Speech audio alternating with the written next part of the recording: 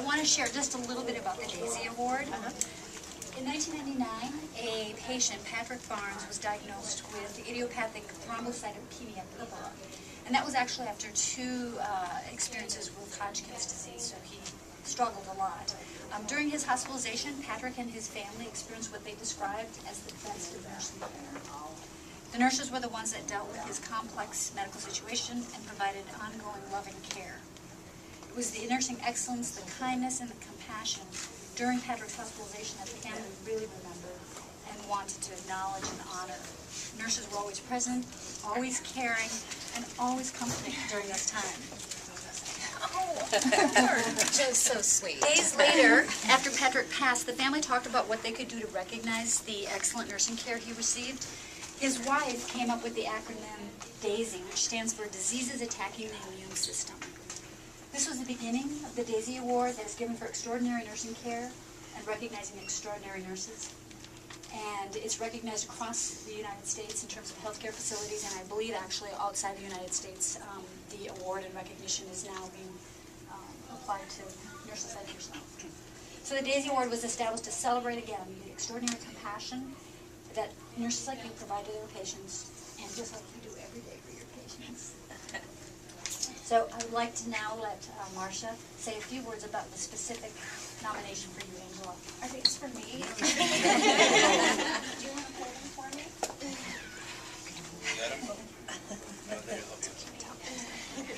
Yes. All right, I have my book written. So Angela Dossett began her employment on 6 Carver at UHC in September of 2013. After graduating from Iowa Wesleyan College, immediately it was apparent that Angela was someone special. Angela has exceptional critical thinking skills and has a great understanding of the nursing process. Her nursing care is not only excellent, but individualized for each patient. Her caring attitude comes across very naturally, and she has great compassion and empathy towards others. This is apparent by comments from her patients. Some examples of these are, "Thank you for the care of my mom. Our family will forever be grateful for your compassion and most of all, your honesty with us." Or, "Angela went out of her way to explain tests, procedures, etc. Our mother was not an easy patient, but Angela was extremely kind, gentle, and patient." Her effective interpersonal skills extend not only to her patients, but with her peers and multidisciplinary team as well. The physician teams appreciate Angela's openness and honesty, even when it may mean that they're wrong. After all, above everything, Angela is an advocate for her patients.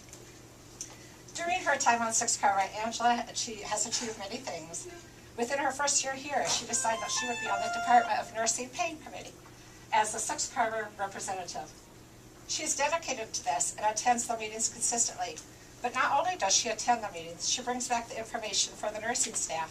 She educates the staff on documentation, completes the monthly pain audits, and along with another RN, Zach, has educated the staff on the process of using bacteriostatic normal saline when starting IVs to decrease pain.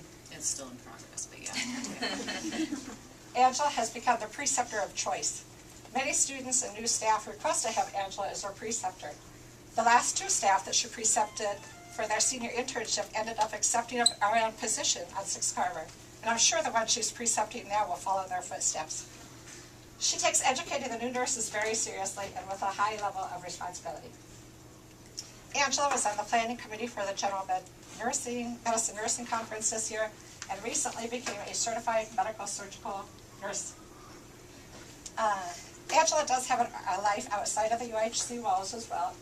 She has been a single mother to 2 daughters, Cassidy and Raimi, after her husband, a Navy sailor, was killed in Iraq.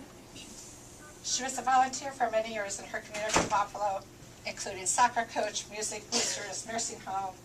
She taught yoga for many years and continues to do that now. In fact, Angela and I have often talked about having a yoga class for staff here. Angela enjoys traveling and spending time with her friend Earl, her girls, and other family and friends. In summary, not only does Angela create a positive work environment for the staff in 6 Carver, but she shows extra caring, kindness, and compassion for all of her patients. She is clearly an exceptional nurse, patient advocate, and I can't think of anyone more deserving of this recognition. Congratulations.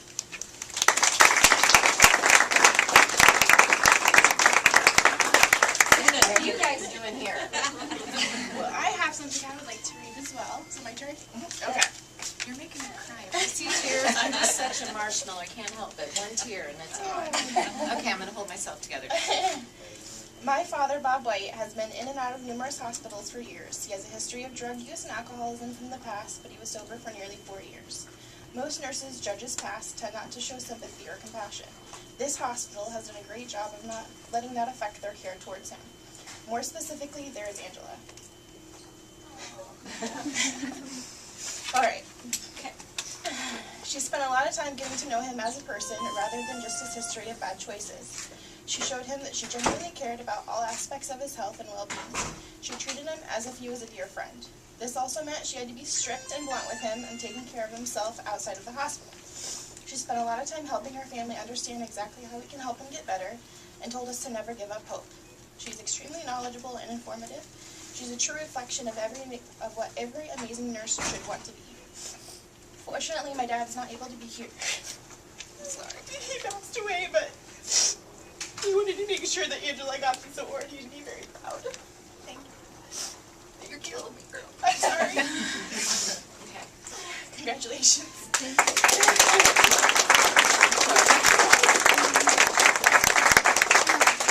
I'm Emily Wynn. I'm the interim associate CNO. Yes. And you obviously get a bouquet of daisies. Yes. You also get this beautiful soapstone that was made in Zimbabwe by a village. It's called the Healer's Touch. Thank you. So very personalized. You also get some cinnamon from Cinnabon. So that was Patrick's favorite thing when he was sick was the Cinnabon. We don't have that here, but we do have Hy-Vee, which is a very good maker of cinnamon rolls as well. So you can share those with your colleagues today.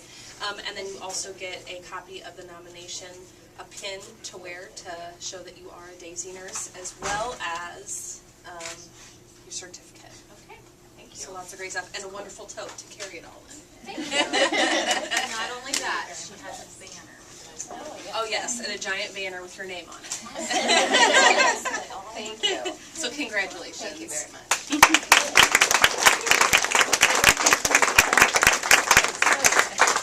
This is Bob's granddaughter, Cadence. Hi, Cadence. Oh, Hey. and then Braden. Braden, can I shake your hand? Nice to meet you. And my husband, Dave. Yes, I remember.